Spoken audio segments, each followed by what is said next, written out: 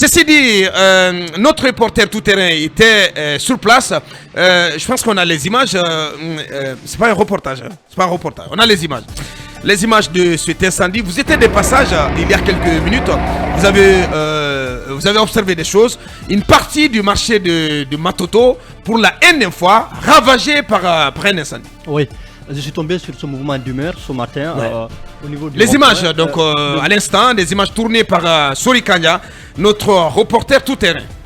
Oui, les premiers témoignages que j'ai pu recueillir rapidement sur place parlent d'un incendie d'origine criminelle, parce qu'ils disent que ce sont des policiers qui sont allés hier nuit. On accuse la police. Oui, pour incendier les tables en bois qui étaient sur le long du marché, et que c'est ce qui a pris feu au niveau du marché. J'ai regardé, j'ai vu en tout cas une bonne partie des magasins et des boutiques sur la voie publique vers la grande voie, donc en tout cas sont consumés par les fumées.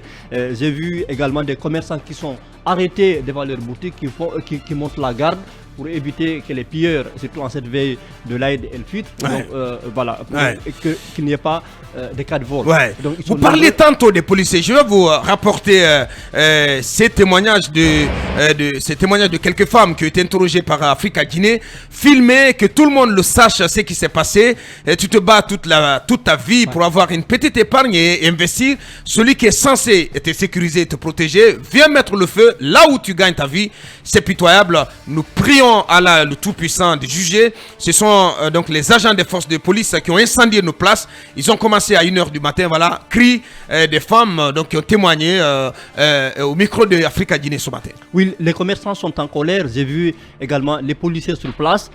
J'ai vu même le maire, Mamadou Batos Kamara, entouré des policiers sur les lieux qui essayaient de maintenir le tant bien que mal. Tant bien que mal, mais c'était très difficile. Il y a de l'agitation sur place. Les gens sont descendus dans la circulation. Il y a en tout cas du mécontentement sur place.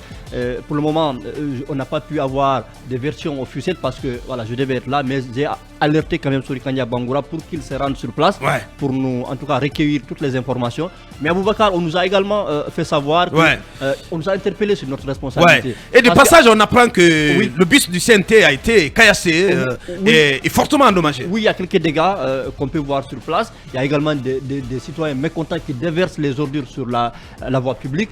Et on nous a interpellé sur notre responsabilité en tant que journaliste. Apparemment, il y a des confrères qui auraient parlé dans certaines émissions ces jours-ci, de l'encombrement que présenterait le marché des Anta et des Matoto. Et c'est à la suite de ça que les policiers seraient partis justement mettre feu sur cette table. Mais de toutes les façons, il y a une opération de déguerpissement qui est en cours. Vous avez vu ce qui s'est passé ici, tout près de la radio. Des kiosques ont été complètement rasés sur le côté du commissariat. Donc c'est une opération qui a été engagée par le CNRD, qui est en cours. C'est officiel, là, mon cher. Oui, absolument, oui. Je ne fais que rapporter ce que certains... Ben non, on ne peut pas s'en prendre à des pauvres journalistes qui ne font que leur travail. Ça n'a rien à voir. Ils n'ont pas raison. Ça n'a rien à voir. Voilà. Les journalistes, ils constatent des choses, ils les rapportent. C'est tout ce qu'il faut, ils savent faire. Bien, allez-y. Nous savons tous que les emprises des voies sont actuellement occupées. Chaque jour, nous parlons pour qu'il y ait quand même le dégagement de ce côté. L'opération a démarré. Le problème, ce n'est pas ces encombrants.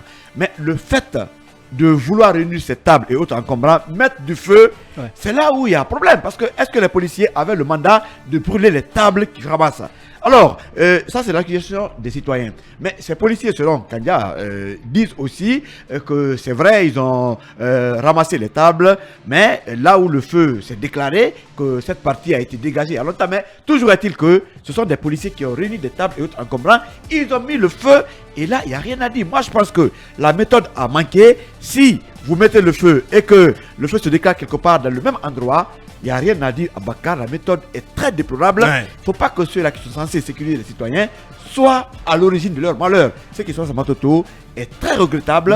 Et il faut que on essaie donc de joindre le maire de Batos Kamara ce matin. Pour l'instant, donc il attend les enquêteurs, tout simplement. Oui, allez-y. Oui, cet incendie, en tout cas, remet à surface la question du dispositif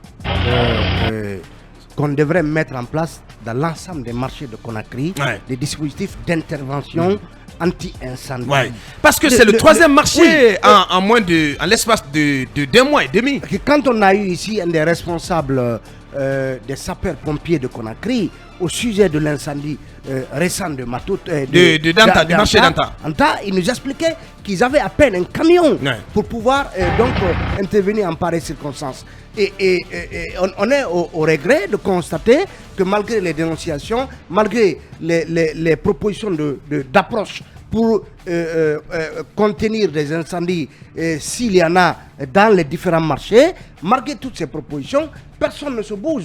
Parce que je peux bien comprendre la faute des policiers qui mettent le feu à des ordures et après ce feu se propage. Mais s'il y a un dispositif futile léger pour donc maîtriser les flammes, ça aurait peut-être consumé une boutique à la limite, mais pas en tout cas toute la catastrophe qu'on voit là. Et l'origine de cet incendie nous interpelle aussi par rapport à Bakar, à tous ces feux que l'on allume dans les différentes décharges, les différents dépôts d'ordures, même dans nos concessions et parfois derrière tout au long de la route, parce que vous ne savez jamais à quel moment un vent peut venir justement éparpiller donc à l'instant vous voyez l'image du bus du CNT donc fortement endommagé. Mais comment comprendre qu'on puisse s'en prendre à ce bus et qu'est-ce que le CNT y a à voir? Et Aboka, pour que des policiers aussi mettent le feu à des tables ayant été cassées lors du déguerpissement, ça pose un problème. Quand vous cassez pendant le déguerpissement, il faut qu'il y ait un dispositif pour venir ramasser les débris qui résultent justement de cette intervention.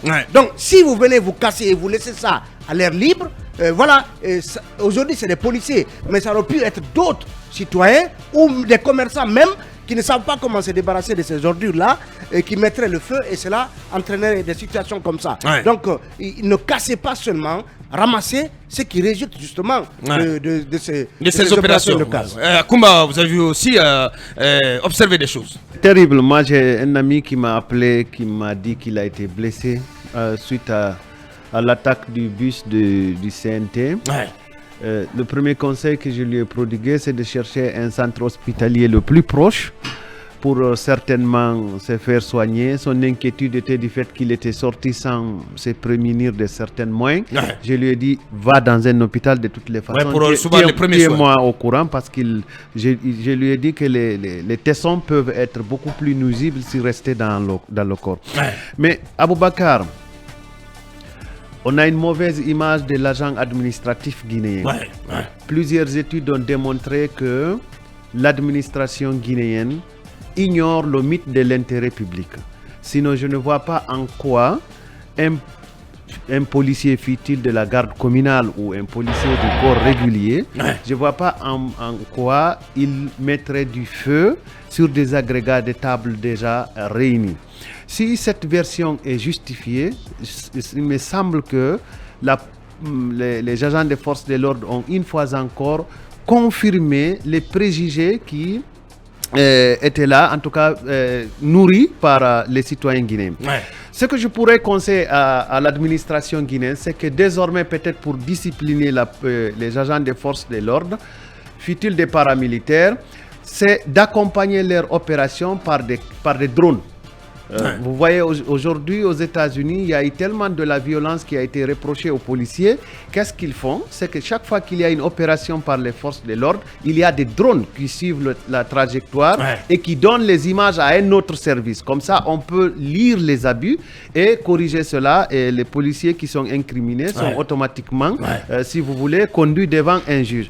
Je pense que c'est très dommage que toute une fortune, toute une économie, de toute une, si vous voulez, toute une vie. Et toute une vie également, merci de m'avoir passé, parce que c'est cette expression que je cherchais, une épargne de toute une vie, que cela parte en fumée et qu'on ait le sentiment de connaître celui qui a incendié ce que nous avons économisé durant toute notre vie et qu'on soit incapable de se faire justice. Ce qui est grave quand même, je le disais, c'est le troisième marché qui est visé, qui prend feu à Conakry en l'espace de 2 mois, en moins de 2 mois, j'ai envie de dire.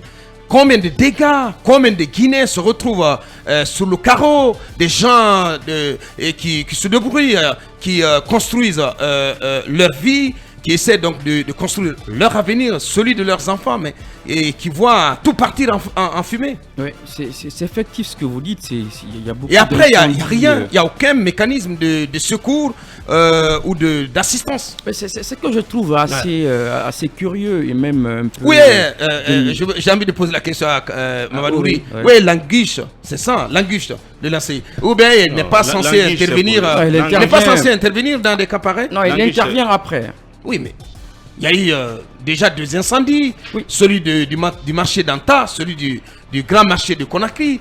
Et tout le monde a en tête le cas de cette dame, Rokia Kaba, si je m'abuse, voilà, qui dit avoir perdu plus de 2 millions de dollars d'investissement. Oui, et c'est pas une invention. Moi, je pense en fait qu'il faut d'abord agir au niveau préventif. Qu'est-ce qu'on fait pour ces gens-là pour éviter d'arriver à ces catastrophes-là? On connaît bien les raisons, les causes on les connaît. Qu'est-ce qu'on fait pour les mitiger, les mécanismes à mettre en place? Ma question, c'est qu'est-ce qu'on fait pour les sinistrés, Cabinet? Oui, justement, l'agence de M. Lancé Touré s'occupe de ça, mais je pense que puisque c'est répétitif, ça veut dire que c'est un problème public. Et quand c'est un problème public, l'État doit agir conséquemment. Donc, il faut donner des moyens à cette agence-là. Il faut peut-être réfléchir à d'autres mécanismes, d'autres systèmes qu'on mettra en place pour justement résorber ce problème-là. C'est répétitif. Et puisque c'est répétitif, ça veut dire que c'est un problème public. Et les politiques, les gouvernants, ils sont là pour trouver des solutions à des problèmes. Est-ce qu'aujourd'hui, au regard de la récurrence de ces incendies, il est vrai que celui-là n'est pas lié à EDG. Est-ce que, par exemple, une société comme EDG ne prélèverait pas une marge dans les factures? Un centime additionnel. Voilà, des centimes additionnels pour créer un fonds anti-incendie, un fonds qui permettrait... Un fonds de secours. Un fonds de secours aux sinistrés des incendies. Parce que... Oui, c'est ça que je dis. Ce sont des situations. Ce sont des situations, des solutions qu'on peut bien envisager parce que après, et même ces marchés-là payent des patentes. Paye beaucoup de taxes.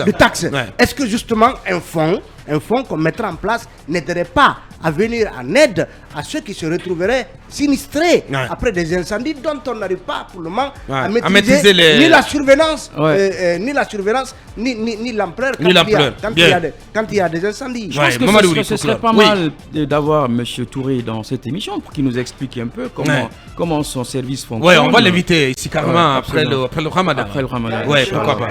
Démarche. Moi, quand je me suis intéressé au dossier d'Anta, le ministère a dit, même la ministre au niveau du CNT, a dit que c'est un dossier qui se trouvait, du commerce, a dit que l'affaire du marché d'Anta se trouvait au niveau de la chambre communale de Matoto. Mais là-bas, rien n'est fait. On ne pense pas aux sinistrés. C'est des gens qui ont tout perdu. L'État est là, on regarde. Mais malheureusement, ils sont abandonnés à eux. Mamadouri, pour clore.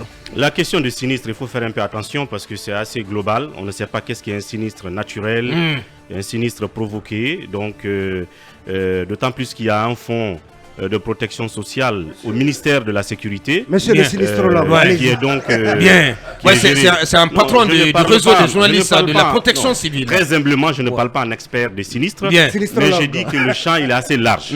Donc il y a un fonds de protection sociale au ministère de la Sécurité. Il faut bien qu'ils nous disent ce fonds-là s'arrête où en termes de protection. Est-ce que c'est juste pour les policiers qui font face au choc de la vie? Oui, je pense que c'est pour les policiers. Ou est-ce que ça peut faire face à d'autres situations comme celle-là? C'est bien de le définir. L'entité de l'ANCI, il y a tellement de sinistres dans le pays qu'il n'a pas autant de moyens, mais sauf que lui aussi il doit communiquer. Je parle de ce qui se passait à Matoto. Par principe, personne ne doit occuper la chaussée. Homme ou femme, commerçant ou pas, personne ne doit occuper la chaussée. Il est donc du devoir d'un journaliste, quand il constate cela, de le faire remarquer par les autorités. Maintenant, est-ce que c'est la façon par laquelle il faut venir justement débarrasser la chaussée des encombrants physiques? Il est clair que c'est pas de cette façon qu'on doit le faire. D'autant plus qu'il y a une opération générale, ils l'ont dit, le déguerpissement qui est en cours, accompagné d'une pédagogie de sensibilisation et de mise en garde en amont. Ils viennent dire aux gens: vous avez tel nombre de jours pour enlever vos tables, sinon nous viendrons les enlever. Pourquoi on n'a pas fait de la même chose du côté de Matoto que de venir mettre le feu? Alors, ce qu'il y a à faire, c'est que les agents qui ont mis le feu peuvent être... Il faut une enquête sérieuse. Non, ils peuvent être considérés d'office comme des pyromanes. Parce que là, c'est de la pyromanie et c'est un incendie volontaire. Et en conséquence, il faut les prendre dans ce cas-là, les sanctionner sous l'autel de la pyromanie. Parce que, moi, je pense que puisque ce sont les premières évidences, les premières informations qui nous parviennent, il faut faire attention. Il faut plutôt encourager, en tout cas, qu'une enquête soit diligentée. Une enquête. Oui, c'est cela. Oui. Et je suis sûr qu'on aboutirait à de la pyromanie. Parce que si vous mettez le feu volontairement, que cela prenne un marché ou un champ de riz, c'est de la pyromanie. Ce qui aurait dû être fait en amont, c'est de venir embarquer ces tables bancs dans un camion, les emmener quelque part et puis les incinérer. Bien, oui, en 10 secondes. Moi, quel que soit le résultat de l'enquête, j'ai déjà des coupables dans ma tête. Les administrateurs des marchés. Mais vous tirez des conclusions oui, hâtives. Oui, les administrateurs des marchés, sans leur complicité, il n'y aurait pas eu cet envahissement de bordure de rue. Mais aussi, il faut dire aux Guinéens qu'il faille s'assurer, quelle que soit la petitesse de l'activité économique que vous menez, assurez-vous, parce que si vous étiez assuré aujourd'hui, vous auriez juste fait face à votre assureur. Assurez-vous de toutes les façons. Mais c'est notre débat, ça. Attention, parce qu'on sait comment ça se passe avec les assurances. Le gouvernement peut nous garantir quand même que les services d'assurance respectent leurs engagements. Assurez-vous. Allez, donc malheureusement, on est face à cette situation malheureuse ce matin. Voilà une partie du marché d'Anta et de Matoto plutôt, pour la énième fois, ravagé par les flammes. On marque la pause pour nos conseils achats et puis pour un premier point info dans Mirador, c'est à 9h avec la rédaction. On revient pour parler de Fonik Mengue et compagnie. Et ce qui se passe à leur sujet, vous allez halluciner tout simplement.